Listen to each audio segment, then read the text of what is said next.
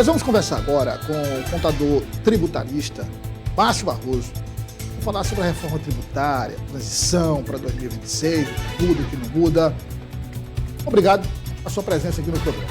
Obrigado, Douglas. Obrigado pelo convite. Estamos aqui à disposição aí para ajudar o empresariado brasileiro que está precisando de ajuda, viu? Bom, a reforma tributária é uma realidade. Sim. E não é opção de aderir ou não aderir. Não, isso. Fato, né? Agora, o que tem de dúvida, os próprios contadores, Sim. né, advogados e os empresários estão... Eu conversei com alguns, eles estão assim, com a mão na cabeça, mas assim, temendo mais do que uma operação policial. Isso é verdade. Eu acho que é super normal, Douglas, sabe? Qualquer início hoje de qualquer tipo de assunto novo que vai ali entrar como uma variável nos números do negócio, ele traz incômodo. E esse incômodo você só tem uma forma de você resolver, com conhecimento, você cercando pessoas que realmente estão preparadas para te ajudar a passar por essa transição e acalmar um pouco o empresariado, porque em algum momento nós vamos nos acomodar. A discussão é em que tempo, em que velocidade vamos nos acomodar. Porque esse time nos acomodar, devido a essa realidade, como você bem falou, sobre a reforma tributária, é que vai fazer toda a diferença daquelas pessoas que vão ser convidadas a sair do negócio e aquelas pessoas que vão prosperar. Porque há prosperidade nesse sentido, tá? Porque as pessoas que estão mais preparadas com seus negócios, certamente vão passar isso com mais tranquilidade. Mas quem não está tão preparado assim, realmente vai sofrer. Agora, quando você fala, as pessoas que estão mais preparadas com o seu negócio, significa o quê? O que acontece, tá? Hoje nós somos 25 milhões de CNPJs, Douglas. Esses 25 milhões de CNPJs, 90% desses CNPJs praticamente são do Simples Nacional, ou MEI. Essas empresas que são Simples Nacional ou MEI, elas, teoricamente, né, pelo menos lá pelo escritório, lá pela empresa, lá pelo nosso grupo, elas não estão preparadas do ponto de vista de estrutura, de eficiência operacional. Essas pessoas estão preocupadas apenas em quê? Em vender, olhar o produto e ali ter uma parte de transação operacional de caixa, pagamento, coisa assim por diante. A reforma tributária vai trazer que você traga um novo tipo de comportamento, né, dentro da sua empresa. Que comportamento é esse, Márcio? As pessoas vão ter que entender que a reforma tributária não está trazendo para você uma discussão sobre imposto. Não é questão de imposto, é uma nova forma de fazer negócio. Porque você vai ter que ter mais eficiência na compra, você vai ter que ter mais eficiência sobre a sua gestão, você vai ter que ter mais eficiência sobre a sua venda, você tem que fazer investimentos em sistemas, você tem que fazer investimentos no controle dos seus gastos. E isso o empresariado brasileiro não está acostumado. Ele mal concilia a conta bancária, imagina ele ter controle sobre todos os seus investimentos, sobre os seus gastos, para que ele possa realmente controlar realmente o que está acontecendo com o seu lucro e com a sua geração de caixa. O período é relativamente longo para se adaptar, enfim, Sim. Mas é aquela questão, quanto mais cedo o empresário se preparar, e aí, como você falou, mas não só o grande empresário, os pequenos empresários Sim. também, todos se prepararem, buscarem informações, como é que faz a transição.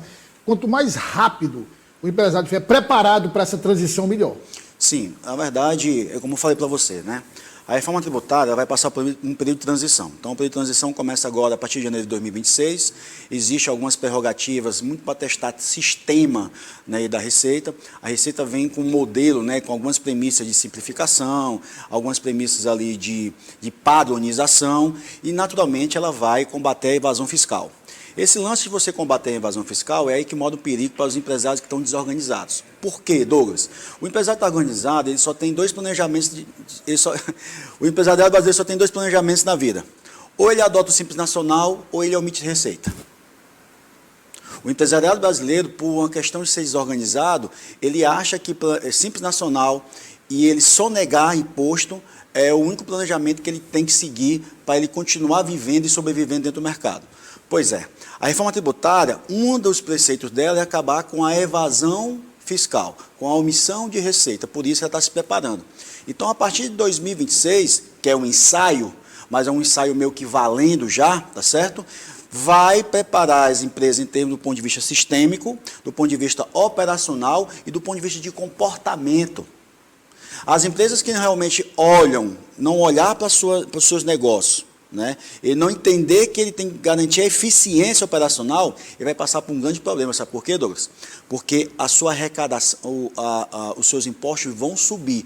Mas não vão subir só por conta de imposto, não, mas porque a Receita criou uma sistemática, e ela foi muito inteligente nessa criada sistemática da reforma tributária. Ela vai fazer com que as empresas que omitiam receita, ou seja, pagavam menos impostos de forma ilícita, essas empresas vão ter que se regularizar. Então, vai aumentar o seu custo fiscal. Em contrapartida, para equilibrar essa balança, ela precisa garantir mais eficiência operacional e ela precisa reduzir despesa. Então, imagina você, se você aumenta seus impostos e você garante a eficiência, segue o fluxo. Mas se você aumenta seus impostos porque ela vem com tudo para acabar com a missão da Receita e você não garante uma redução das suas despesas através da eficiência, o que vai acontecer? Suas despesas estão aqui, você paga seu imposto aqui devido à omissão, e você aumenta isso aqui, não tem caixa, não tem lucro que aguente. E aí, traduzindo, se o empresário, grande ou pequeno, não se adaptar, é fechar as portas. É fechar as portas. Não tem outra... Não tem. Vou dar um exemplo, tá? Várias coisas que acontecem, que a gente atende mais de 23 estados, né? Teresina, fizemos um jantar ontem com quase 70 empresários aí pode falar o nome do restaurante? Pode. Lá no Camarada, foi um jantar super legal, super exclusivo. O que o empresário hoje, não é só aqui do estado do Piauí, mas em todos nós brasileiros, empreendedores. Primeiro, ele acha que estoque é investimento. Ele acha bonito ele fazer compra de novos maquinários, de uma frota, sem fazer análise de viabilidade. Ele acha que contratar empréstimo, só olhando se a parcela cabe no seu bolso, sem olhar o custo financeiro dessa captação, ele acha que isso é o suficiente. Ele concorda, ele admite manter uma pessoa dentro do seu quadro societário, dentro do seu quadro funcional de funcionários, manter essa pessoa apenas pela confiança. Ele não viabiliza, ele não avalia se a pessoa tem capacidade de gerar o resultado necessário. Ele deixa aquelas pessoas que ficam 3 meses sem bater meta, ele mantém dentro do seu quadro. Então, ele acaba se comportando de uma forma em nome de uma amizade, em nome de uma falta de profissionalismo.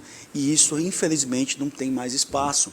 Ou ele garante uma melhor eficiência para o seu negócio, porque os impostos, e isso que eu defendo, que roda o Brasil todo conversando sobre a reforma tributária, não tem nada a ver sobre imposto. Existe mais sim uma implantação de um novo cenário, onde as empresas vão ser convidadas não, vão ser obrigadas. Você acabou de falar um negócio super interessante, Douglas. Vão ser obrigadas a entrar dentro do novo cenário, onde ele sabe que as despesas, a redução da despesa, a busca por eficiência operacional é que vai fazer todo o processo para ele ter sobrevivência. Política de desconto, política de perda, trabalhar melhor o seu fluxo de caixa, receber mais à vista, pagar mais a prazo, ter uma precificação ajustada dos seus produtos e serviços, e isso vai garantir sobrevivência. Do contrário, irmão, você vai ser convidado a sair. Isso você falou da iniciativa privada. E a iniciativa pública? Municípios, governos e o governo federal, qual o impacto? Isso tem um impacto muito forte também, tá certo? O que vai acontecer? Hoje nessa sopinha de letrinhas, né? Vou falar dessa forma, sopinha de impostos, cada ente federado desse, ele tem os seus impostos da sua responsabilidade, tá certo? A partir de amanhã, isso vai ser centralizado apenas num bolso só. Então, toda a concentração da arrecadação vai estar no nome da União. Então, a União, através das suas regras, né, que eu não sou a pessoa mais apropriada para discutir isso, ela tem uma divisão dessas verbas, né, através lá dos acordos que ele tem, através de um comitê que vai ser criado. Resumindo, a União arrecada tudo e distribui para estados e municípios. Distribui para estados e municípios. Por isso, não sei se vocês estão percebendo, né, e eles estão sendo um movimento nacional, tá, Douglas? E eu percebo como um espectador e como um profissional que estou sendo influenciado devido a esses movimentos.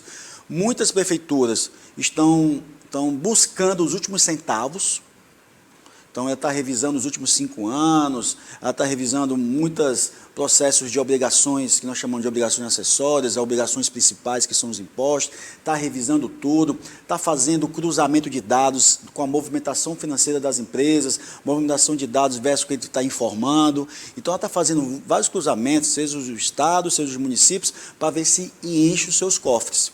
Porque no momento de virada ali, uma parte 26, mas definitivamente ali em 2027, ela não vai ter nenhum poder mais de arrecadação. Então, ela vai ter um processo, logicamente, de transição, mas a tendência ao final de 9 anos, ela não tenha mais nenhum poder sobre a arrecadação, sobre os impostos principais. Outras rúbricas, né, como taxas, emolumentos e algumas coisas que vão acontecer de impostos que vão continuar sob o seu domínio, vão continuar. Mas a grande maioria, que a gama é grande gama, né, ISS, ICMS, né, tudo isso vai ser realmente concentrado na mão do governo, da União. Inclusive mudança de nomenclatura. Mudança de nomenclatura.